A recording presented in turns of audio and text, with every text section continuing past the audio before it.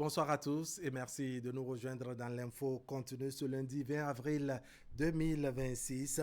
L'actualité nationale avec les félicitations qui s'enchaînent et se multiplient en direction du nouveau président élu de la République du Bénin.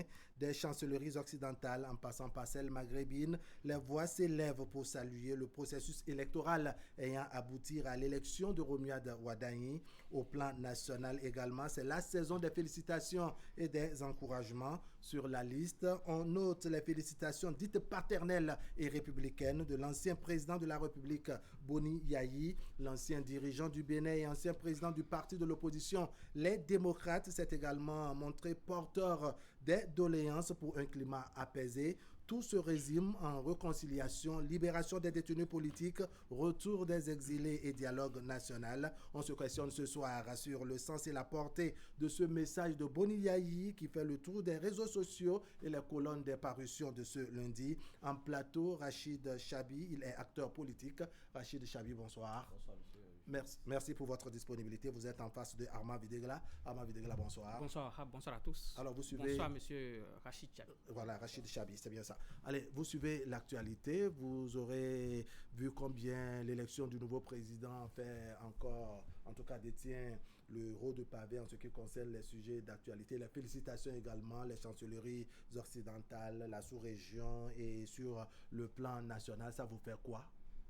Ça me fait véritablement plaisir et que mon pays ait organisé des élections apaisées et qu'à la fin du processus, nous avons les lauriers, quoique traditionnels, ces messages qui viennent des chancelleries occidentales et africaines pour saluer et pour dire le bienvenu à M.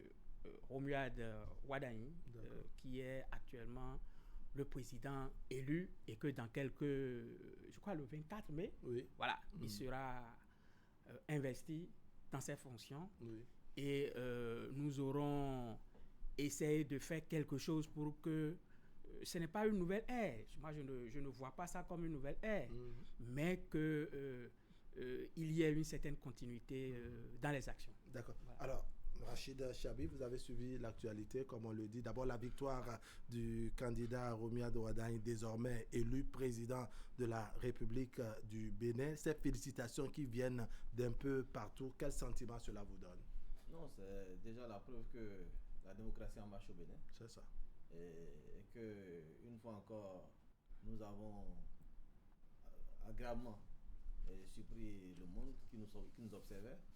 Et que la réforme du système partisan, tant décriée en temps, aujourd'hui monte ses fruits et nous goûtons aux délices de cela. C'est ça. Donc c'est à saluer. Nous sommes heureux d'avoir contribué à écrire cette page de l'histoire du Bénin. D'accord. Alors il y a le regard de l'extérieur sur cette démocratie dont vous parlez, sur ce processus électoral, et c'est ça qui justifie ces différentes félicitations qui viennent d'un peu partout. Quand on est citoyen béninois, quel sentiment on peut éprouver dans le contexte, dans le cas actuel?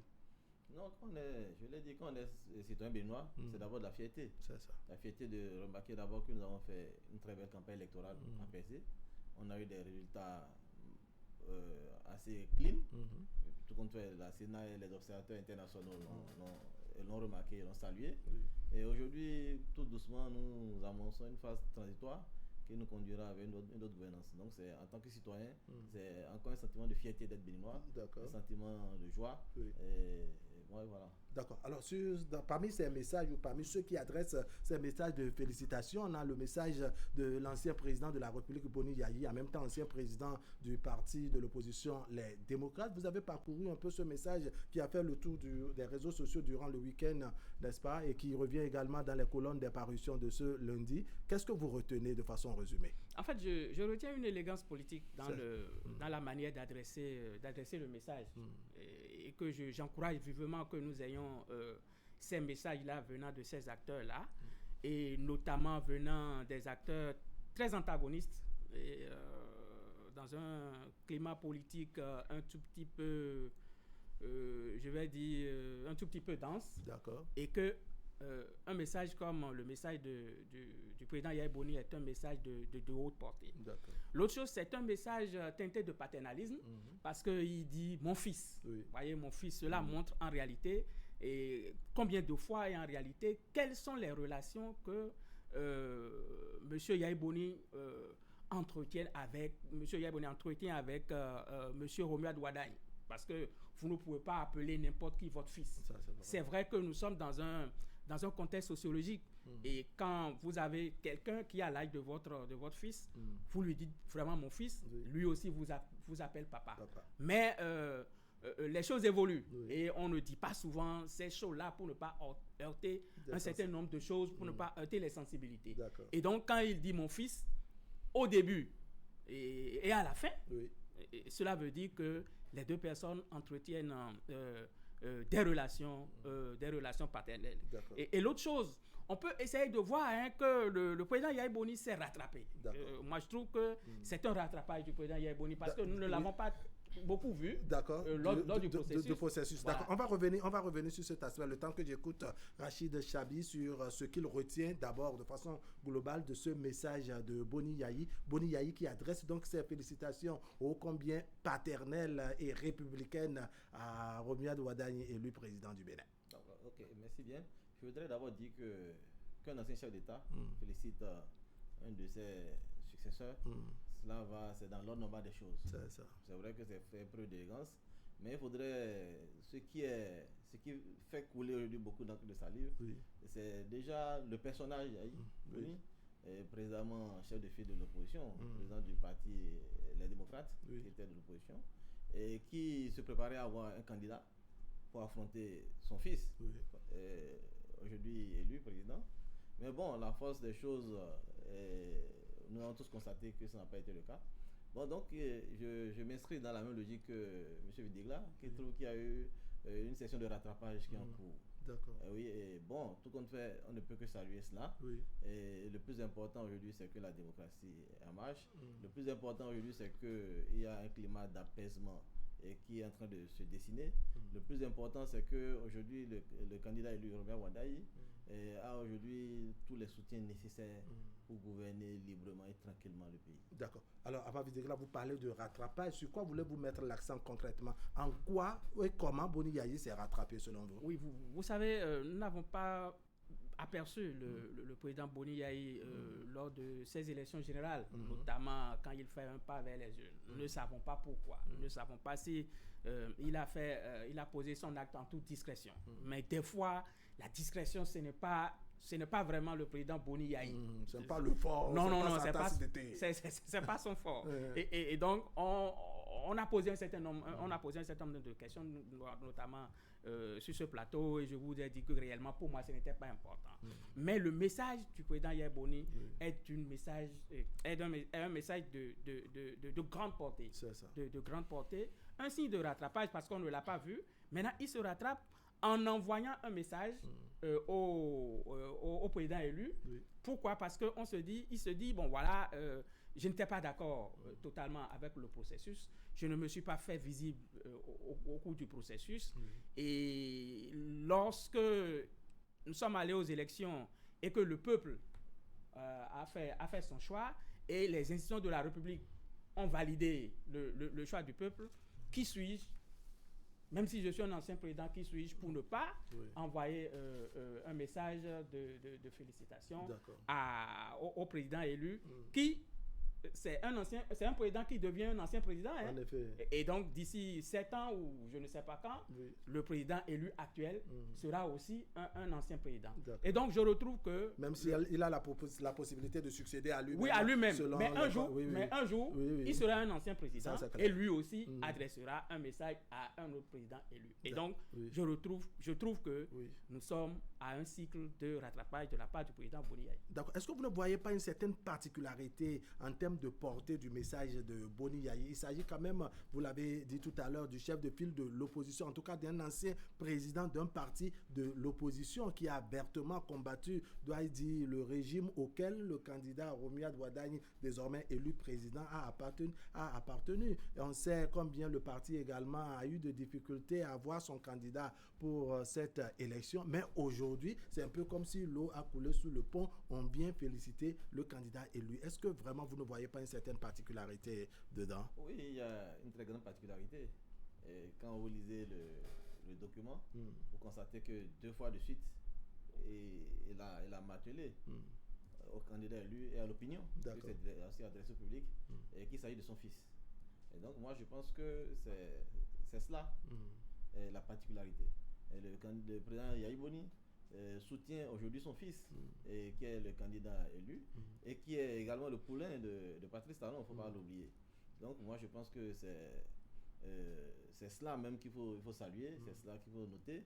Et bon, on attendra de voir la suite, en espérant que cet élan continue et que vraiment le père soutienne le fils et que le père soit vraiment un appui, un socle pour la réussite du mandat du fils. D'accord. Allez, on a écouté Boni Yayi. En tout cas, si on jette un coup d'œil sur son message, vous permettez que je lise une portion donc de ce message-là et puis on fera les commentaires qui vont avec. Il dit, je forme le vœu, je prends, comme on dit, morceau choisi. Je forme le vœu que votre mandat s'attache à restaurer durablement la cohésion et l'unité nationale, à rebâtir les fondements démocratiques de notre République et faire vivre avec exigence les principes d'équité, de justice et de respect des droits de l'homme et des libertés fondamentales. Il poursuit en disant que notre pays est attaché à ces valeurs démocratiques, aspire aujourd'hui à un nouvel élan fondé sur l'inclusion, l'apaisement et la crédibilité de l'action publique.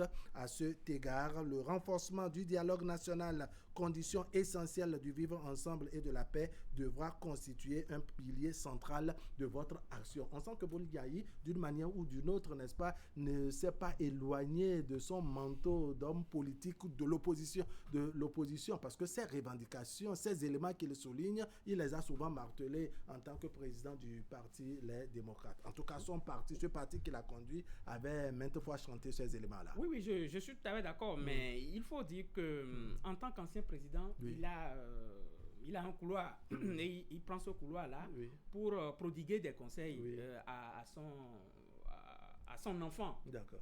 À son enfant. Et que c'est sur ces bases-là qu'il pourra quand même diriger le pays et pourra quand même faire de telle sorte que le pays soit apaisé. Donc, une gouvernance apaisée.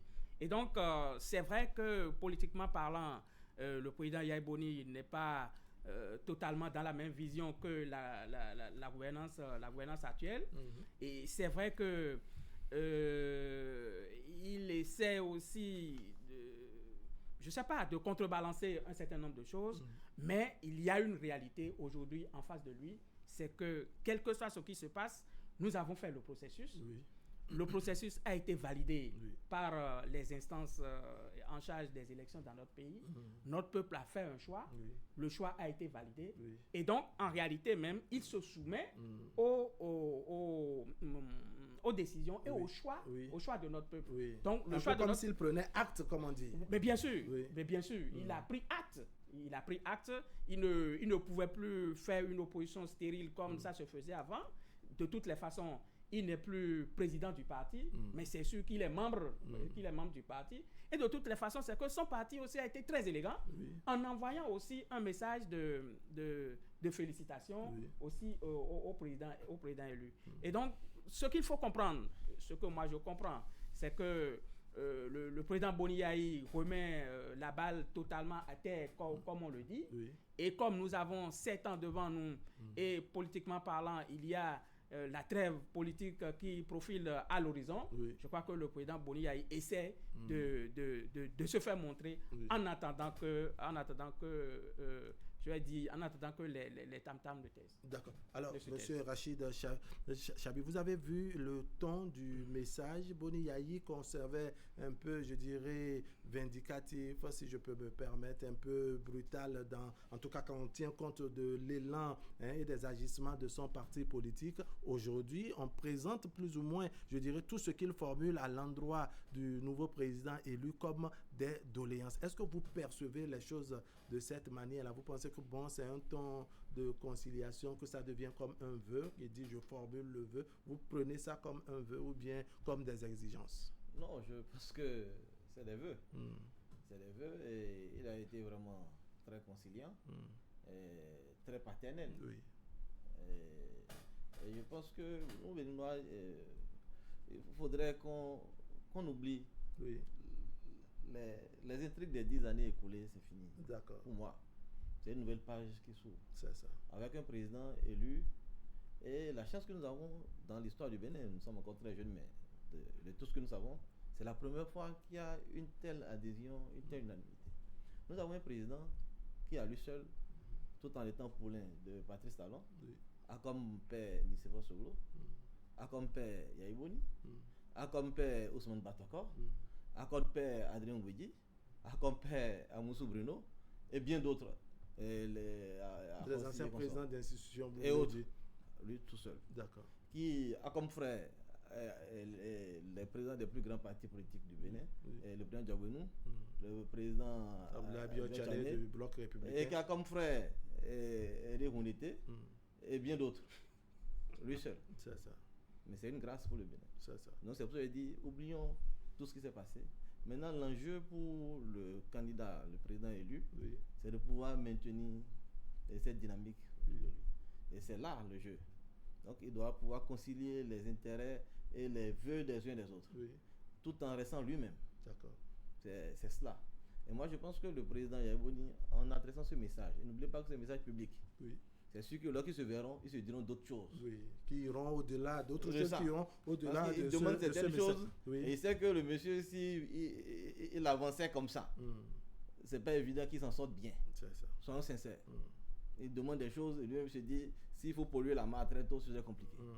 Mais il le demande quand même parce que ça s'adresse aussi au public. D'accord. Donc ils se verront, c'est sûr que de père à fils, ils verront ce qui est faisable, comment c'est faisable, et tirant les leçons des expériences de l'ancien président Yayi Boni, ils vont pouvoir trouver la solution pour ménager et la chèvre et la carotte. D'accord. Alors, Ahmad, là, vous relevez tout à l'heure combien le message est quelque peu paternel, voire paternaliste, ce message donc de Boni Yayi. On se pose la question de savoir, avec les revendications ou les doléances, je vais présenter peut-être cela plus en doléances qu'en revendications, avec les doléances qui s'en suivent, on se pose la question de savoir qu'est-ce qui a changé chez Boni Yayi concrètement. Quand quelques mois plus tôt, n'est-ce pas, on était, je dirais, de façon musclée, opposé au régime qui finit, régime auquel appartient Romuald Wadani, élu président de la République. Non, rien n'a pratiquement, rien n'a changé.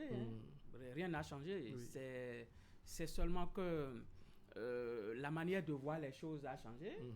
La manière de diriger. Qu'est-ce qui explique, je dirais, cette façon de voir les choses autrement par je dirais, Boni Yayi? Est-ce parce qu'on ne s'adresse plus à Patrice Talon, mais parce qu'on s'adresse désormais aux futurs successeurs de Patrice Talon? Oui, c'est totalement politique. C'est des messages politiques. C'est ça. Le message que le président Yayi Boni envoie est un message purement politique. Vous savez, il y a des choses que... où je ne sais pas, est-ce que je vais parler en termes de service? Nous sommes tous des frères dans le pays. Et le président de la République sait que, ou l'ancien président de la République sait que il y a aujourd'hui et il y a demain. Et que nous sommes dans un système où le président il est trop fort. Nous sommes dans un régime présidentiel fort, où le président est fort. Et le président pourra prendre un certain nombre de décisions. Et politiquement parlant, c'est vrai, c'est un ancien président de la République, mais il aura toujours, je ne peux pas parler en termes de service, mais il aura toujours quelque chose. On dit que on a toujours quelque chose à demander à un plus petit que soi. Donc, il y a toujours quelque chose, il y a toujours un couloir dans lequel, et je ne vais pas parler de service, je l'ai dit, où le président Yayi Boni aura besoin du président élu. Il sera président en plein ou il va lui demander des choses. Et donc, rien n'a pratiquement changé, mais il faut penser à demain. En plus, c'est ce que dit M. Chabi, c'est que nous devons faire table rase du passé et nous tourner vraiment vers l'avenir. Et je crois que le président Yahya Boni est dans cette dynamique-là, oui, de se tourner vers l'avenir pour dire je n'étais pas d'accord, mais il y a un nouveau président élu, oui, nous devons nous tourner vers l'avenir, lui prodiguer des conseils pour qu'ensemble, chez notre pays, on n'en a pas de. Et pour qu'ensemble, qu'on puisse travailler. S'il veut que je puisse lui donner un coup de main, je le pourrai. Pourquoi pas? Parce que même le président Patrice Talon nous a dit, mais tous ensemble, nous devons travailler, que nous soyons de l'opposition ou de la majorité présidentielle. Après les élections, nous devons rester ensemble pour travailler. Et donc, je crois que le président Yahya Boni aussi est dans cette dynamique-là pour qu'ensemble, on porte un coup de main à M. Romeo Adouadaï en tant que président de la République pour qu'il relève le Bénin. C'est du Bénin qu'il s'agit. Avec ça, là, vous pensez vraiment que Boni Yayi serait prêt à apporter un soutien quelconque à Romeo Adouadaï, devenu président de la République, au-delà des divergences que Boni Yayi a eues avec le régime qui est en train de finir ces 10 dernières années?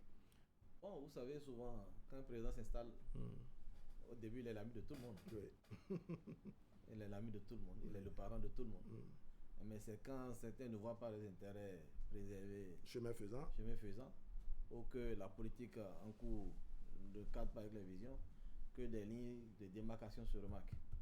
Mais nous allons espérer que ça ne soit pas le cas cette fois-ci, puisque déjà, le président Yahya Boni lui-même a parlé de dialogue politique et tout ça, que le président Wadaï se mette dans une logique de dialogue. Mais une chose est certaine, beaucoup pensent que les conseils, c'est que quand vous donnez un conseil, vous devez le suivre. Non. Les conseils, ça permet d'édifier et d'aider à la prise de décision.